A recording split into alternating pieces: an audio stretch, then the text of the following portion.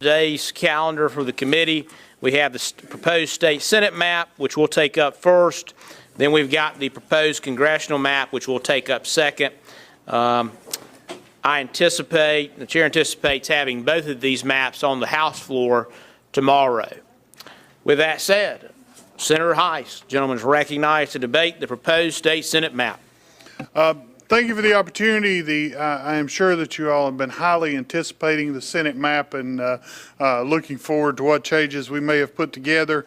I will say that as far as the criteria, we have met the plus or minus 5% population.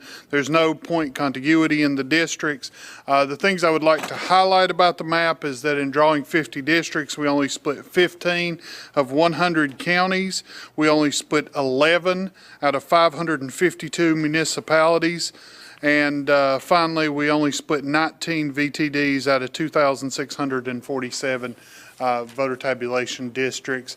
If you have any specific questions, we did take a couple of Democratic amendments in the Senate process to change some things, and I'd be happy to answer anything else you may have. Might be important to note, we just put the House map through the Senate committee, and it went through flawlessly with no amendments as well.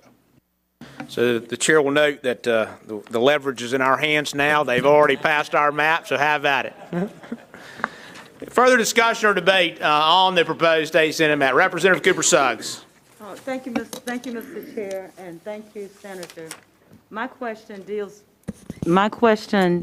is in reference to Senator Fitch's district, District 4, and I'd like to know why. Why did you place us in with this configuration? Since we in Wilson County have very little to do with those other two communities of interest.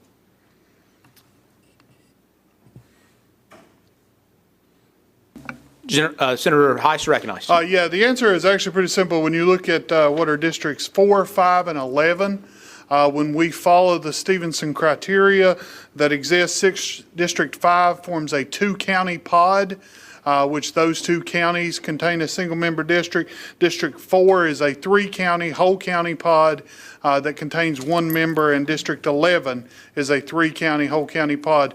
All 3 of those districts were formed by the Stevenson pairings of counties. Further discussion or debate on the bill? Representative Hawkins, gentleman's recognized. I'll yield to Representative Harrison. She had her hand up first. Representative Harrison, ladies recognized. Well, thank you, Mr. Chair, and thank you, Chair Heiss.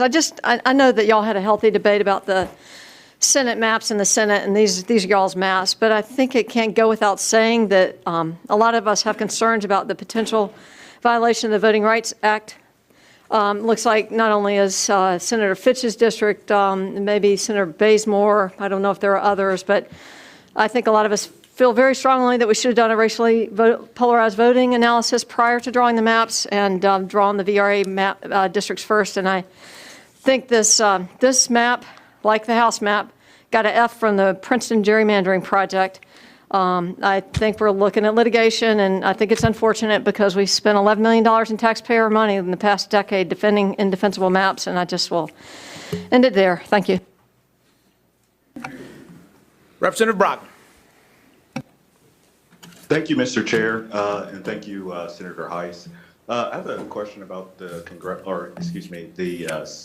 Gifford County's Senate maps, and particularly wondering how we got to having a High Point district with someone who doesn't necessarily live in High Point. I've gotten some feedback from folks who live in High Point who are very much appreciative of High Point getting a Senate district, but are kind of wondering how we ended up with someone who actually doesn't live in High Point to represent that district. Gentleman's recognized. Districts 27 and 28 were created in this configuration actually by an amendment from the Democrats in that group that changed the split of 27 and 28 into the manner you currently see. It was a north-south split for 27-28, and that was changed by the Democrats in the committee. They have indicated when making the map that there are no VRA issues that they saw in creating that district, and this represented a fair division of that county in these districts. Representative Hawkins. Yes, sir. Thank you, Mr. Chairman, and thank you, Senator Heiss. My question is about Senate District 2. The question that is just sort of a part of this is how do we speak to compactness, communities of interest, and how do we speak to sort of the eye test for the voter when they're trying to get to know. I mean, I'd hate to be the senator running in this district, for sure. But I do want to make sure that we ask that question related to, how we look at Posley Popper, how we look at, compactness, how we look at communities of interest, because this does stretch from the Virginia line to the Crystal Coast. Senator Heiss. Thank you. Districts 1 and 2 formed an 18-county pod in eastern North Carolina that had to be divided under Stevenson criteria into a 10-county pod and an 8-county pod. There actually were 2 possible configurations for what counties make up the 10-county pod and what counties make up the 8-county pod, but that were the only standards. That produced 4 districts that were here, 2 pairs of 2 districts that were here. The Senate chairs are making the decision for this. In the version you have in front of you, District 1 that is here is the most compact of all the 4 districts that are drawn. It does conversely change the compactness of Senate District 2, but 1 is the most compact of the 4 districts drawn.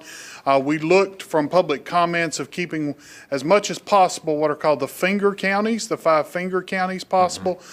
This configuration paired 4 of them together with one of the counties out. You can see what it is. The other was a 3-2, so we chose the one that kept more of the finger counties together.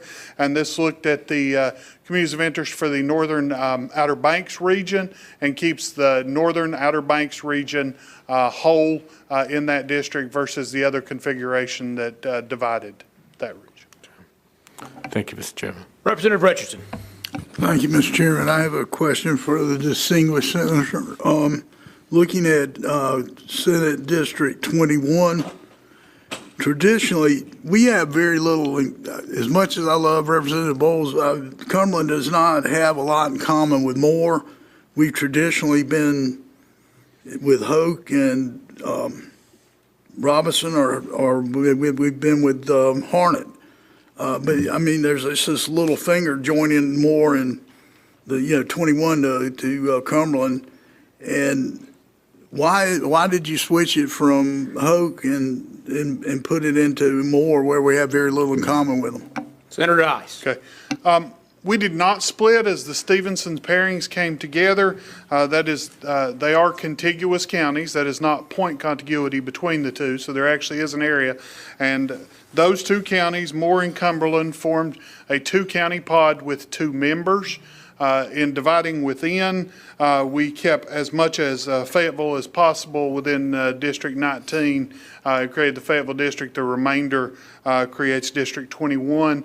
But it is a simple question as a 2-county pod could be created in that process, therefore it must be created. Further discussion or debate? Representative Carney. Thank you, Mr. Chairman. Chairman Heiss, I'm in Mecklenburg County. I'm sorry I have to turn my body. I'm going to complain about this every meeting. That should be in the middle of this room. But anyway, I didn't be place that it. as it may. I know you didn't do it. But I've been from Mecklenburg County, and I've been to several of our public hearings, and I've heard from several people, lots of people in North Mecklenburg. And just today, I would like to ask you, so I can have an answer for them, why are we now, the people in northern Iredell have been writing us, asking us not to keep them whole as a county, Mecklenburg, and now it appears that the northern tip of the county is now part of Iredell. Could you just give me an answer to that, please? Senator I would House. appreciate it. I will. As I have said with other districts, Iredell and Mecklenburg form a two-county pod. Those two counties are podded together for, I believe, a 6-member district that is in there. So those two have to form. By the transversal rules, the smaller county would be kept whole. So, and so therefore, you must keep Iredell whole. And as you transverse into Mecklenburg County, as you would see, that's a very narrow path to come there. Right. And I believe it is Davidson that is in the northern part. The map that we drew kept Davidson whole in avoiding that. So it did create issues. I will say specifically on this, the Senate considered an amendment from the Democrats that had asked to remove the double bunk that creates. And we withdrew it on committee. They drew a map that we had said was acceptable, but they have decided specifically not to offer that amendment to change the double bunk on the floor today. So it stands as is. Wow. Thank you. Further discussion or debate on the bill? If not, Representative Torbert's recognized for a motion. Mr. Chairman, I move that the House Committee on Redistricting report favorably as to Senate Bill 739. And members, the chair does intend to call the roll. Further discussion or debate? If not, you've heard the motion from Representative Torbett. Those in favor will vote aye. Those opposed will vote no. The clerk will call the roll. Adams. Aye. Brockman. No. Carney. No. No. Dixon. Hardister. Harrison. Hastings. Aye. Hawkins. No. Jones. Mills. Aye. Reeves. No. Rogers. Soka. Aye. Warren. Aye. Zachary. Richardson. No. Sane. Torbett. Aye. Bell. Aye. Stevens. Hall. Aye.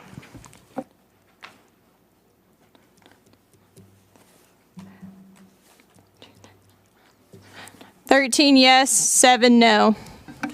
13 having voted in the affirmative and 7 in the negative, the motion carries and the bill receives a favorable report. Thank you, Mr. Chairman. Members, I'm now going to shift to the congressional map, and the chair is going to move over to the dais along with our friends from the Senate to present the congressional map. And I'm going to turn the chair over to Chairman Sane.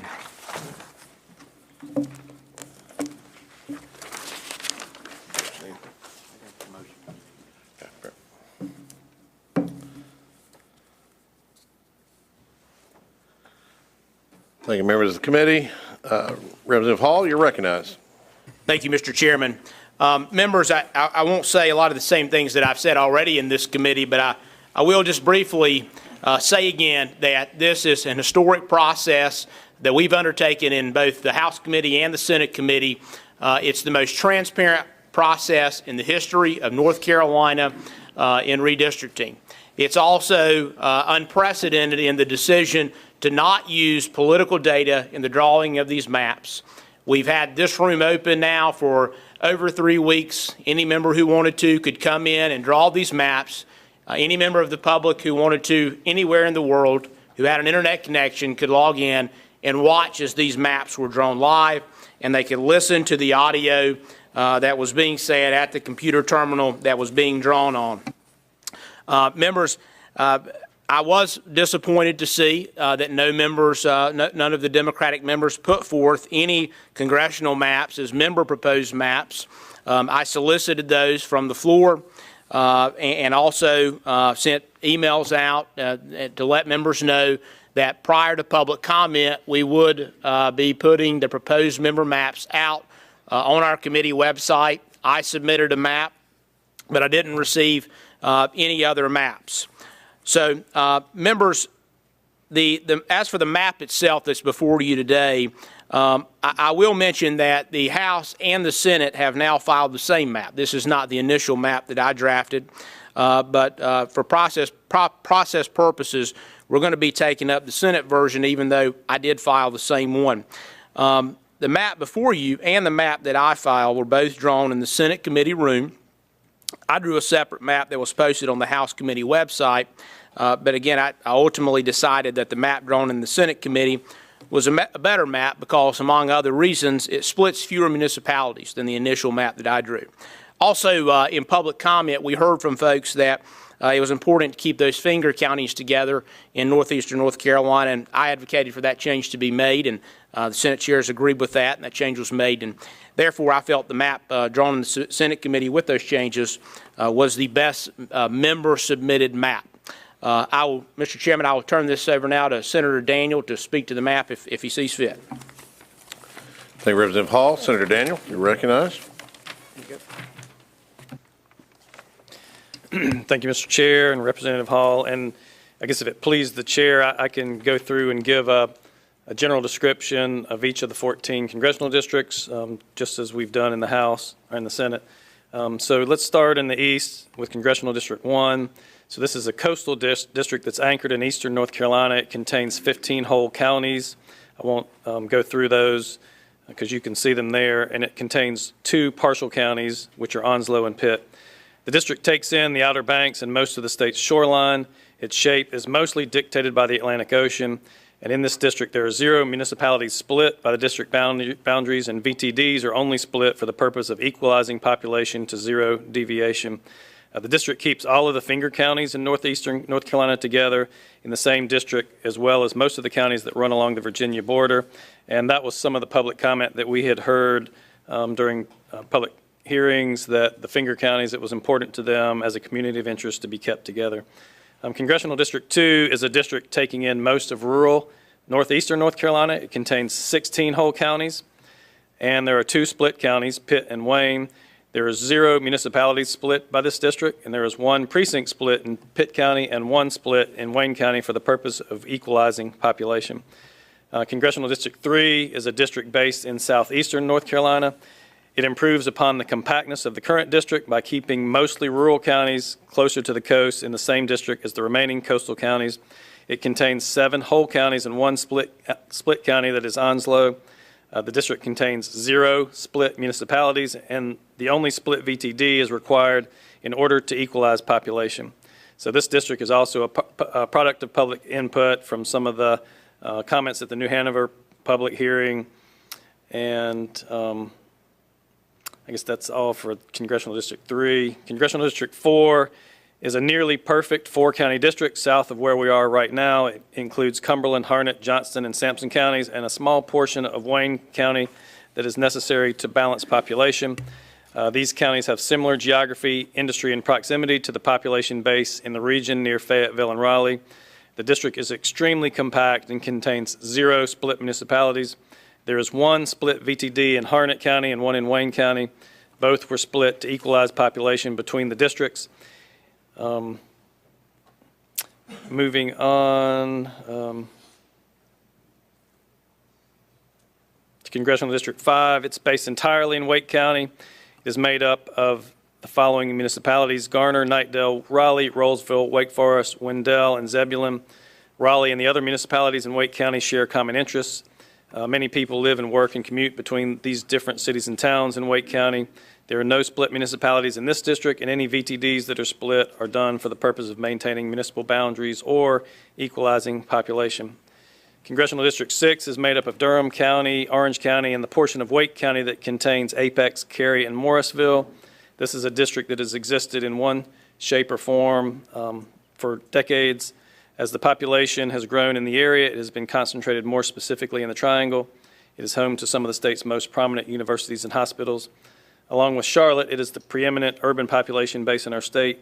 There are no split municipalities in the district, and any split VTDs are located in Wake County and also are done merely for the purpose of equalizing population or to keep municipalities whole. Congressional District 7 is made up of 4 whole counties and portions of 5 counties. That includes all of Alamance, Chatham, Lee, and Randolph, parts of Davidson, Guilford, Harnett, and Wake. The district runs from the Triangle west through the central Piedmont region. It is made up of the smaller cities and towns, as well as the rural areas that make up this area of the state.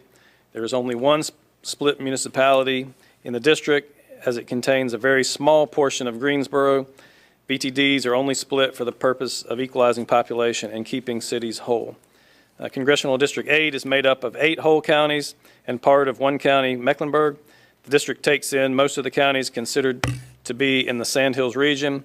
There are no split municipalities in the district, and one VTD is split in Mecklenburg County for the purpose of equalizing population.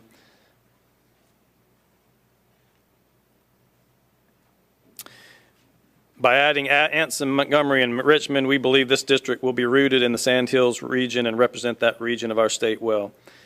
Congressional District 9 is a Charlotte district. Charlotte's population, as you know, is too large for one congressional district, so it must be split. So 97% of this district is made up of Charlotte, and 83% of the city is in this congressional district.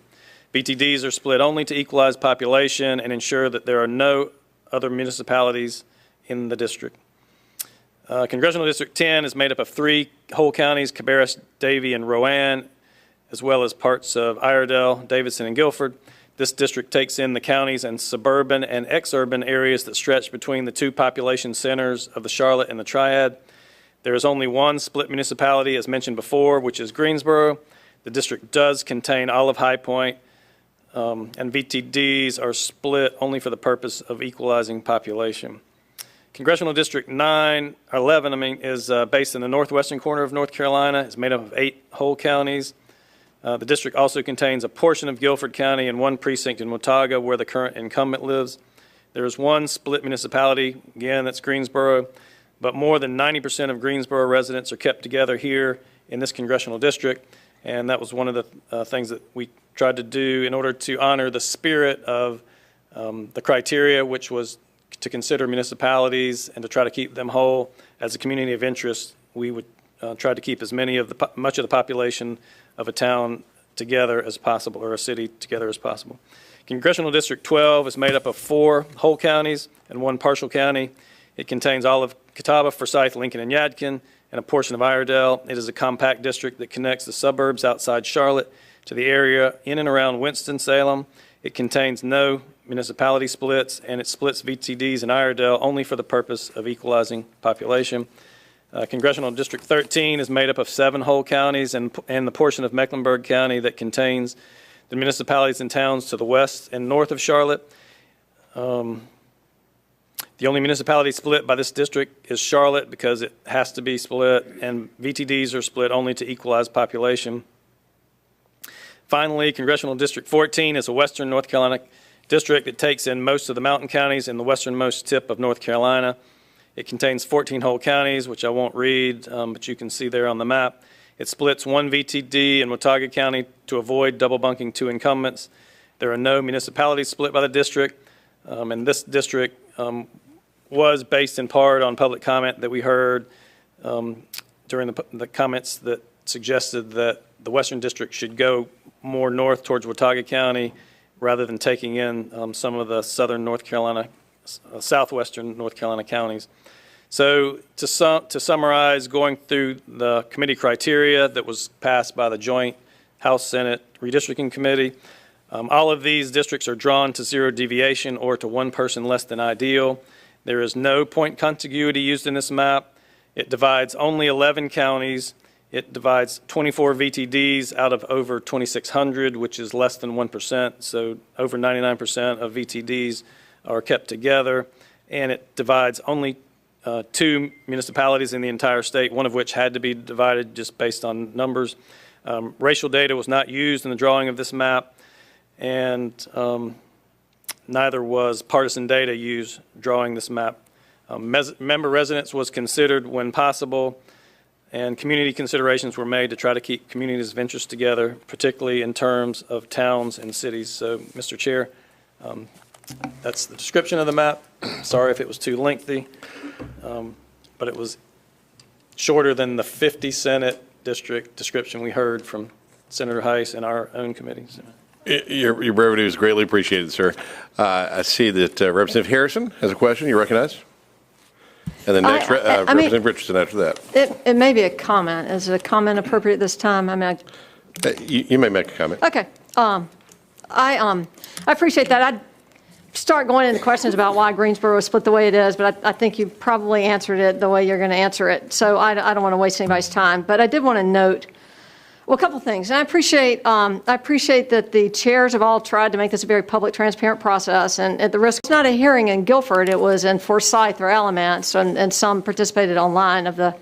As I said yesterday, I haven't read all 4,000 comments, but there was a very strong commentary on and recommendation to keep Guilford whole and to keep the triad whole. The Greensboro, High Point, Winston-Salem are the Piedmont triad, and this map splits it up very, very significantly in ways that are splitting up the large African-American populations and communities of interest. And it confounds me how y'all came up with this map for Guilford County, because it's just taking downtown Greensboro all the way to the Tennessee border just doesn't seem to make a lot of sense to me. And you have Representative Fox's precinct carved out, and that's sort of not very compact, and members don't have to live in their district at the congressional level anyway. So I'm not sure why we did that, but I did want to.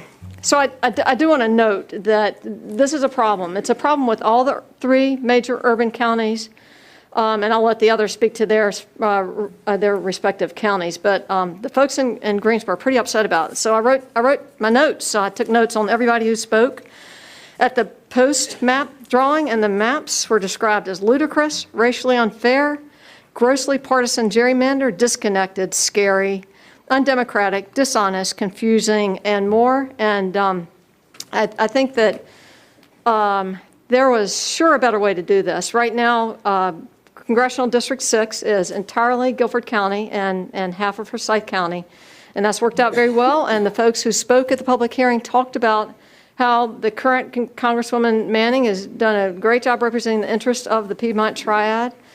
And I think that it was a problem for us not to consider, as I said, on the Senate maps and the House maps, the Voting Rights Act implications for this, because I think you have a serious violation here with the African-American populations in Greensboro that are all divided up. I just don't understand it. I think it's a terrible congressional map.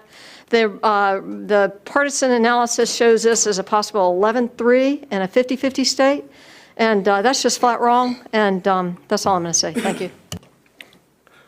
Thank you, Representative Harrison. Representative Richardson, I didn't mean to bypass you, sir. I did have you as first, but we'll go to you now. I think Representative Harrison said it all, but as you look at the map, it seems pretty contiguous, but there's some glaring spots where it's not. And I think they're easy fixes, and I'd like to offer a couple. For example, when Wayne, in District 4, Wayne has very little in common with Cumberland and Harnett-Johnson. That could fill in all of Onslow, and you could easily move, we could take Lee and put that in the 4, and then that way that you would not have these counties split like that. And another example of that is over in the west where you split one, Iredell. There's a way to fix those splits, and I think if you did that, it would vastly improve these maps to the point I could almost vote for them. But the overall map follows the guidelines and does a good job. It's just those glaring exceptions that are there that cause a problem. And if possible, I'd like to sit down with the chairs and offer a fix on that. But that's what I've noticed is the overall map's outstanding. It's the glitches that really devalue the map in terms of its voting value. Thank you. Thanks, sir. Any other members seeking recognition? Representative Cooper Suggs, and then Representative Reeves. Thank you, Mr. Chair, and thank you, Senator. As I look at the maps, I'm looking at eastern North Carolina And we know that for those of us who live down east, that Pitt County is basically the heart of the east. But when I look at this map and I look at District 2, Pitt County was excluded from it. And I'm saying part of this because I know that from Wilson's area, we travel to Pitt, to the hospitals, to shopping and other kind of things that we do. So my question is, why was Pitt County excluded from District 2, but yet and still you added Caswell and Person? So why was Person and Caswell added to District 2 when, once again, we look at interest and how a person could best represent persons who have very similar interests? So why was Pitt excluded, and then, but yet and still you added Caswell and Person? Senator Down. Daniel, excuse me. Thank you, Mr. Chair, and thank you for the question. I don't know that there's an easy way to answer that, other than, we started drawing the map from the east and the west and worked towards the middle. Obviously, in both of those areas of the state, the west and the east, you have low population counties, and it takes a lot of counties to make up an entire congressional district. And when you try to put all the criteria together, splitting as few counties as you have to, trying to make it as compact, the district as compact as you can, we just felt like this was the best configuration of that area of the state. May I do a follow-up? You recognize for a follow-up. Okay. My next question deals with, do you intend to run any analytical checks on these maps now that you've created them to make sure that all voters are treated fairly? These maps were drawn without partisan data or racial data, and I don't believe the Senate has any intention to run those, partisan checks now, and I don't know about the House. Thank you, Mr. Chairman, Chairman. if I may speak to that as Representative Hall, well. yes. No, our criteria, as the lady knows, is we're not going to use any election data, and we're not going to use any racial data at all in analyzing these maps, drawing them or analyzing them. Of course, there are compactness scores that we voted on, and so they can be analyzed in that sense pursuant to our criteria, but we're not going to use any racial data or any election data in analyzing nor drawing these maps. A comment? You recognize. Okay, thank you so much. We've heard before about the Princeton gerrymandering project, and I'm a former classroom teacher, National Board Certified. So whenever I see an F in grading anything, I know that something was not right. When we look at the criteria, even though we said that we followed all the criteria, that's truly a concern to me. It truly is. So therefore, I just want to say that it's disheartening for us not to truly go back and look at this and get it right. Because I think the state of North Carolina is better than an F. And that's just one of the agencies that have just graded us. Thank you. Thank you. I've got Representative Reeves, and then after Representative Reeves, Representative Hawkins. Representative Reeves. Thank you, Mr. Chair. I want to go back to District 11, and Senator Daniel, I appreciate you being here and appreciate the work you guys put in. What I was trying to figure out, if with residents being taken into consideration, like when I'm looking at just on its face, Congresswoman Manning is barely in the district on one side, and then as Representative Harrison was discussing, Congresswoman Fox, had to be, I don't know what term is best to use, it isn't charged, but there had to be some movement to get her into that district. And so my question is, why was that done? Because, that took some effort. So what was the thought process behind doing that? Thank you for the question, Senator Daniels, Mr. you Chair. recognize. So I think this is the district that contains 90% of Greensboro, and so in trying to keep Greensboro whole, that's just, the way the district was drawn, and so I don't know that there's a better answer than that. I think there may be another district where there's some pairings of members, like Congressional District 9. It was just difficult to eliminate that everywhere and accommodate all the congressional members. Representative Reeves.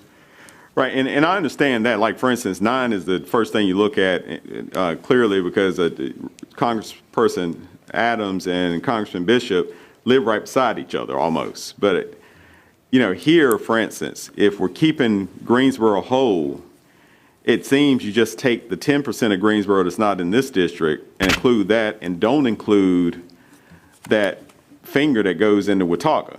And that makes it pretty easy, and then that actually makes it a cleaner district. So what was the decision as to not taking that 10% of Greensboro and bringing that in, but instead going into Watauga, and instead of keeping Watauga whole, taking that little finger out of Watauga?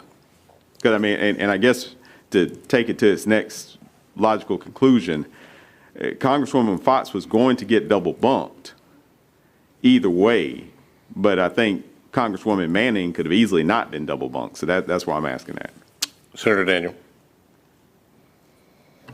I guess, on the one hand, I think just to say it was, it was a choice of the Senate chairs and who drew the map to do it that way. And in terms of the population you're mentioning, there are very few people that live in that section of Watauga.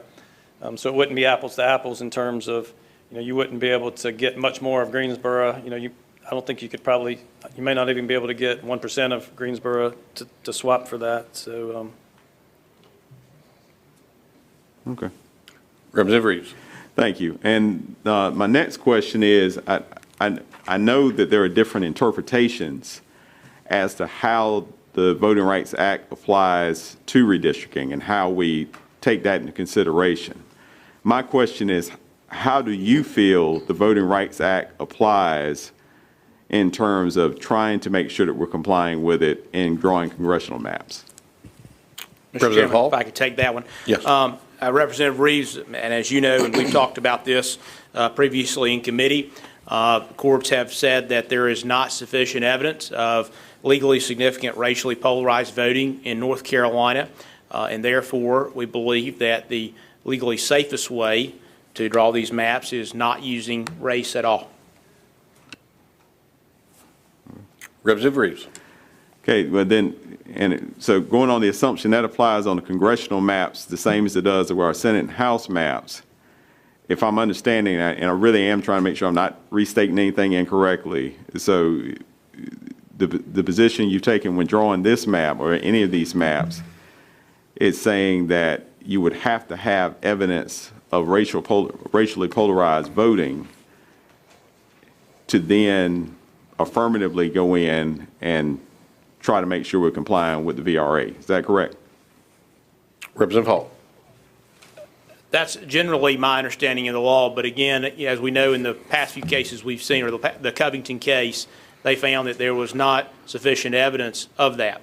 Then we went in 2019, of course, and drew maps not using race at all. Those maps were upheld, and so we're trying to stick with what the courts have told us works, which is, in this case, drawing these maps without using race at all.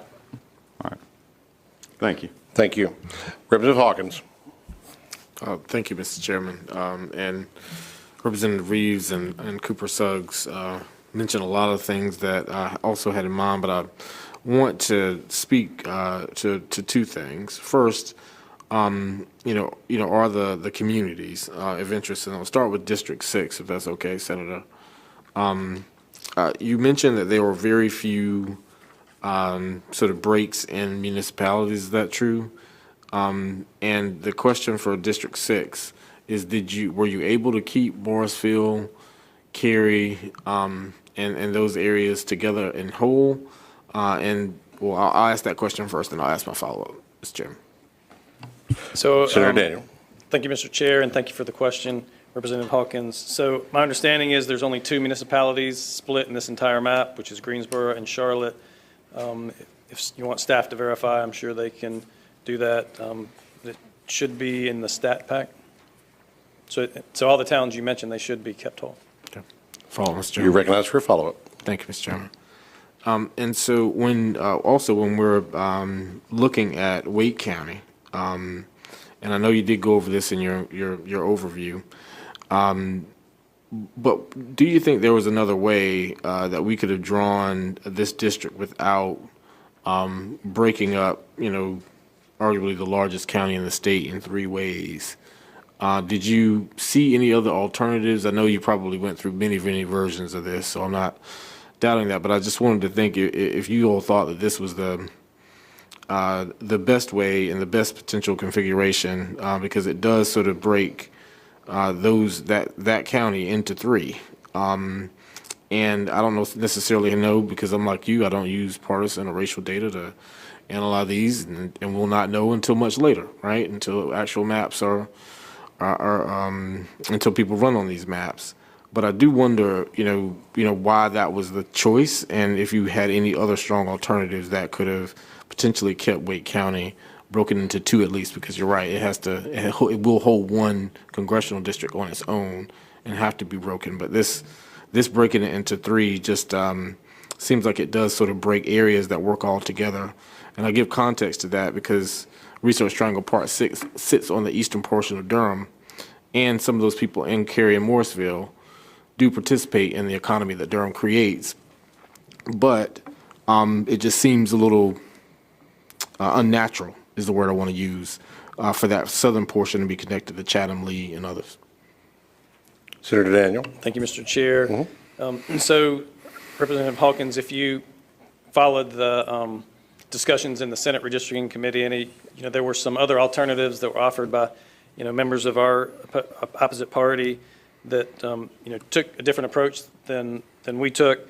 And so in harmonizing all of the criteria, we tried to maximize or minimize the number of counties split. So in this map, it keeps 89 of 100 counties whole without being split. And it also only splits 2 municipalities.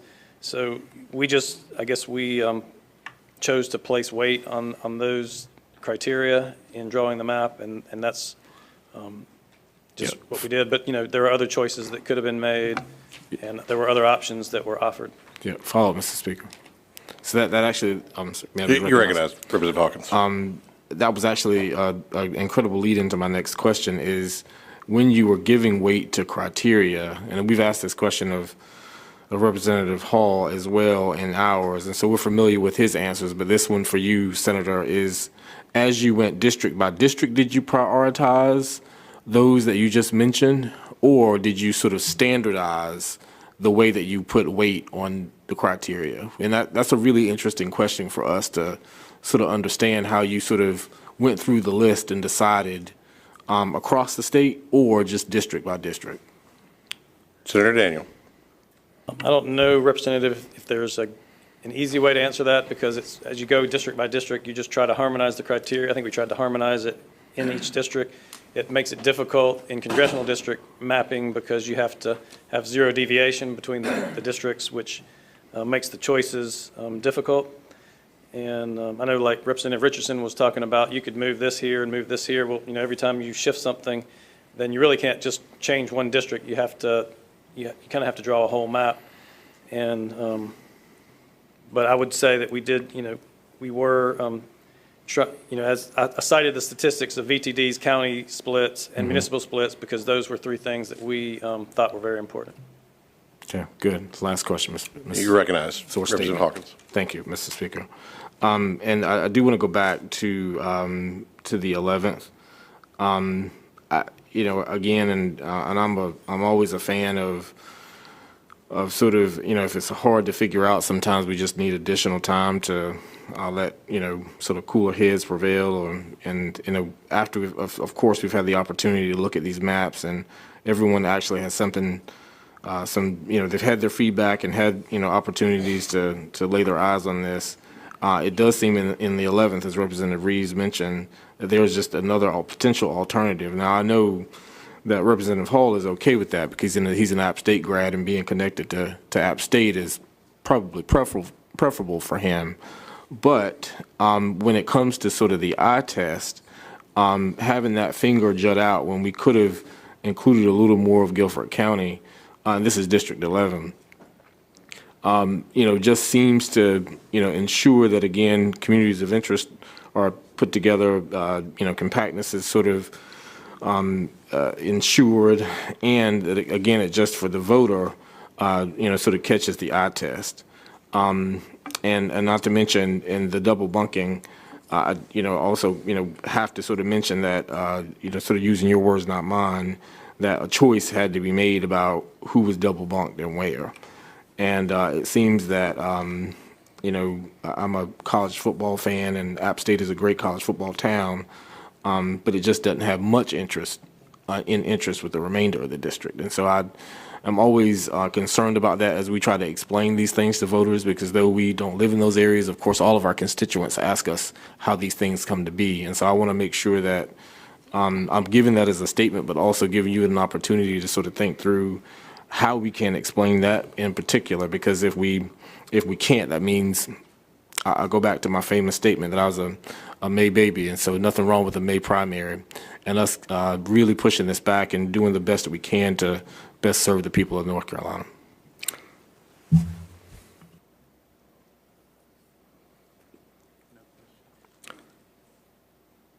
Senator Daniel. Thank you, Mr. Chair. So I guess one point that I should have made that didn't is that when you go into Watauga County, it would have overpopulated the 14th district. So you had to cut out some of Watauga County in order to make a zero deviation district. Appalachian State, all the universities are kept whole, and my understanding is that all of Appalachian State is still in the 14th district. Unless staff corrects me on that, I don't think it's in the 11th district.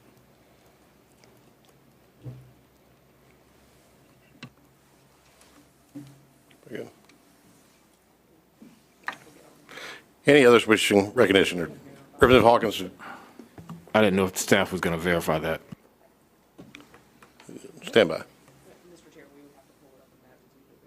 Okay. Staff's indicating they would have to pull that up to verify that. They can get that answer for you probably after the committee hearing. Our staff says that I have that reversed and that Appalachian State is kept whole, but it is in the 11th district. Okay, so you're right. You're right. Yeah. Thank you, Mr. Chairman. Thank you. Any other members wishing recognition? Representative Carney. Well, we can't let all the Democrats speak and leave me by myself, so I do just have a quick question of Senator Daniel. I want to correct me. That's okay. Just a quick question. You said that you only split, out of all the, correct me if I'm wrong, all the municipalities in the state, you only split two. One was Charlotte. What was the other one? The other one is Greensboro, and Greensboro is kept 90% whole in one district. Okay.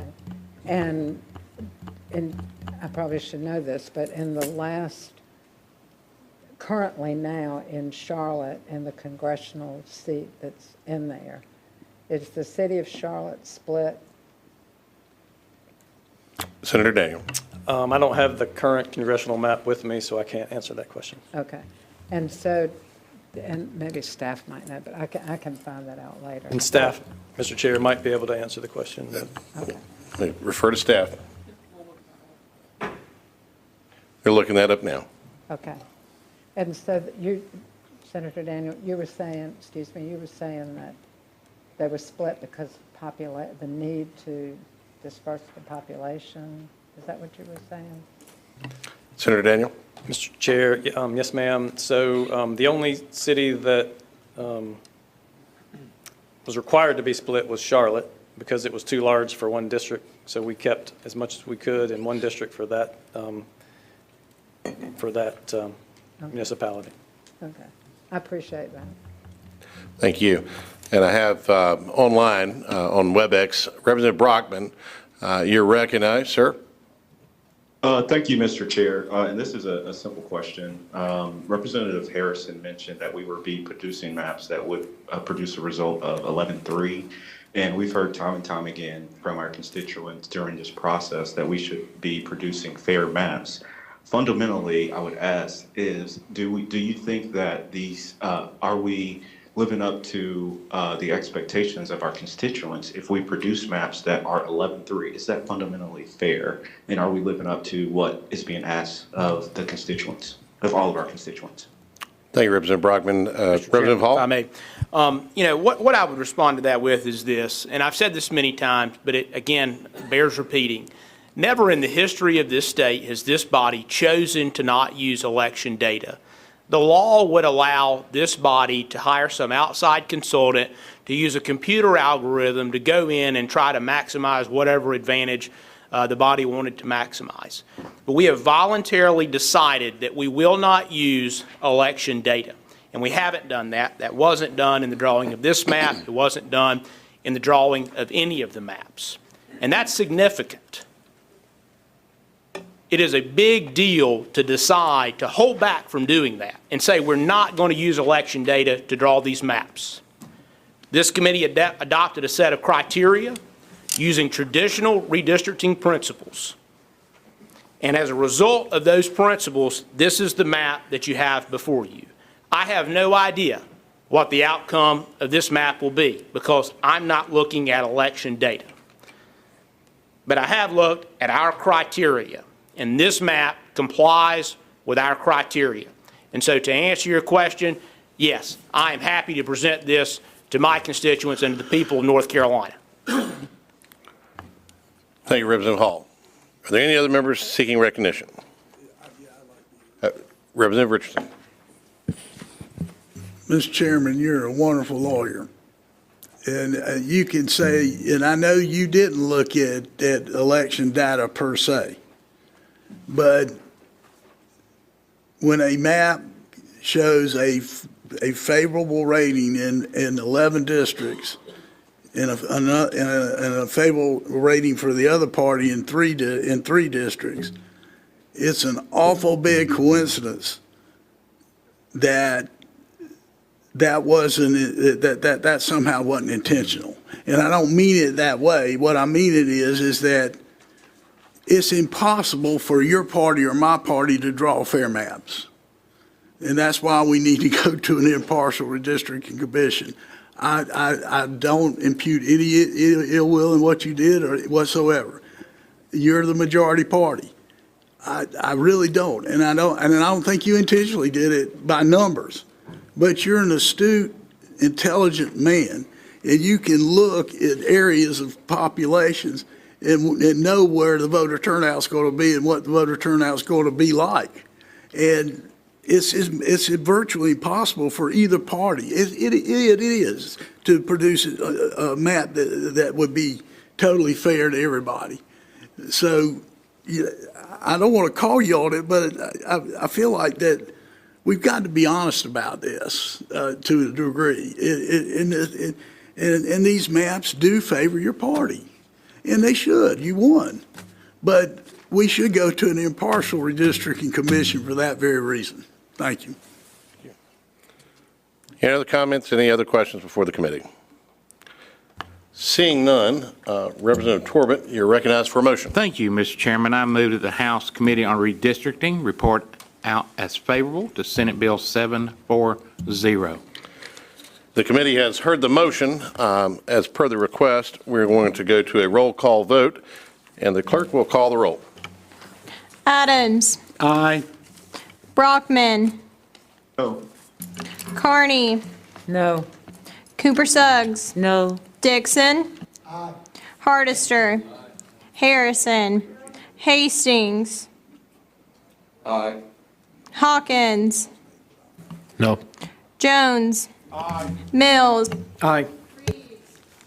No. Rogers. Soka. Aye. Warren. Aye. Zachary. Richardson. No. Sane. Aye. Torbett. Aye. Bill. Aye. Stevens. Hall. Aye. 13 yes, 7 no. And the motion does carry. With no other business being before the committee, we stand adjourned.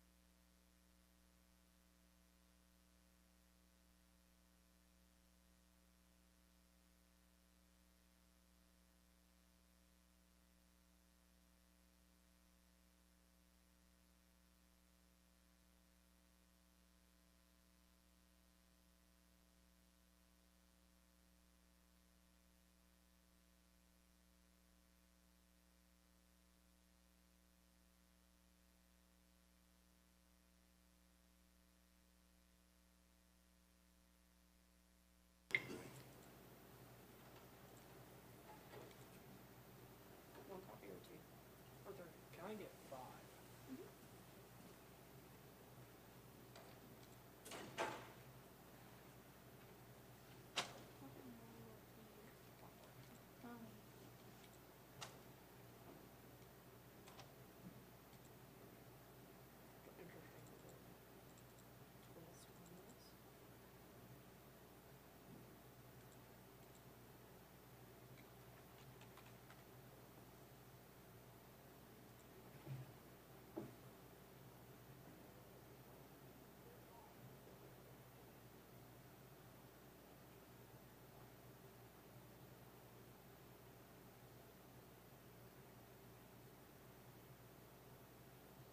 What's the due date?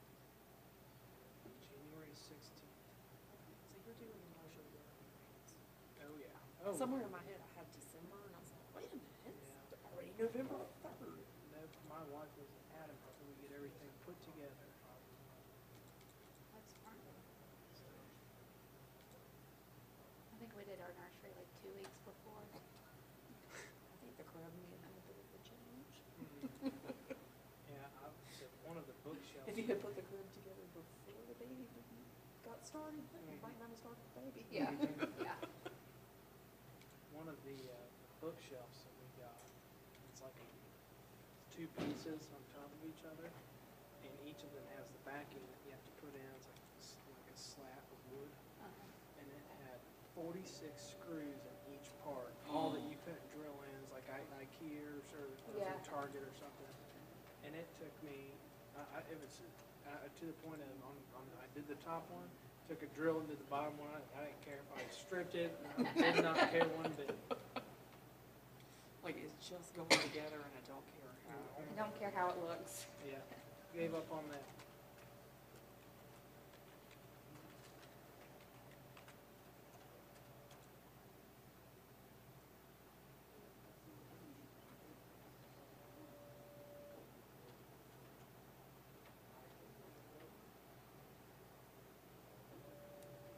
Do you need to look at the, like, divided BTDs? Nope.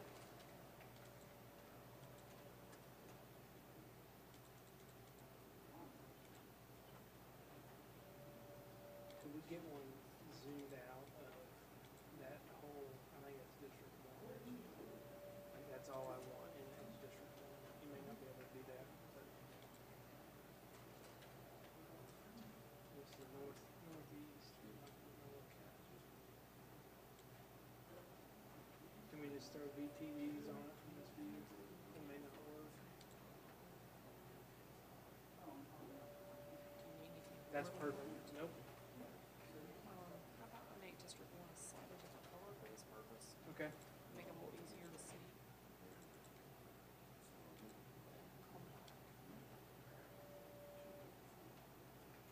I was going to say bright yellow. Up to 2 colors, it's not my fave. That seems like Actually, it's- could we do the county names on it too?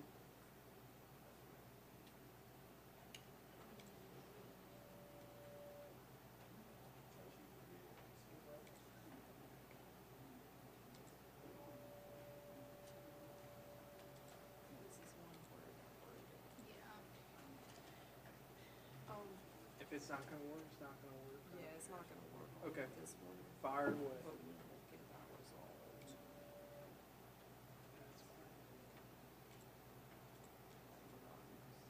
That's fine.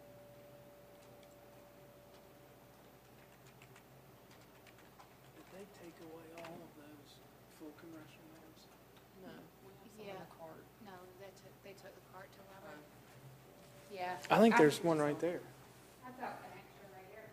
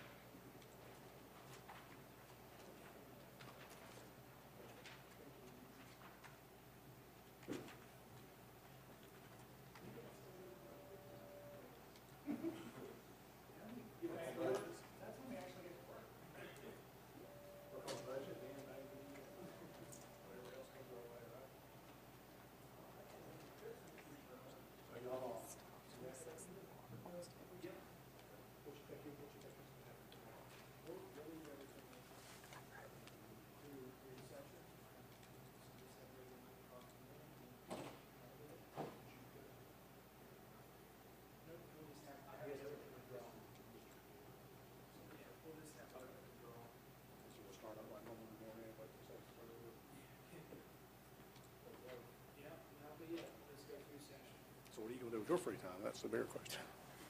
Need anything else out of this one? That's it. Thank you. Yeah, free time, that's funny. We're gonna shut down here. Okay. We'll be here at 9 tomorrow.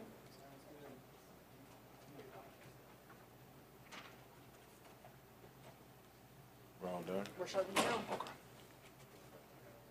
You need to do anything before I shut it down completely? Let's take a look at it.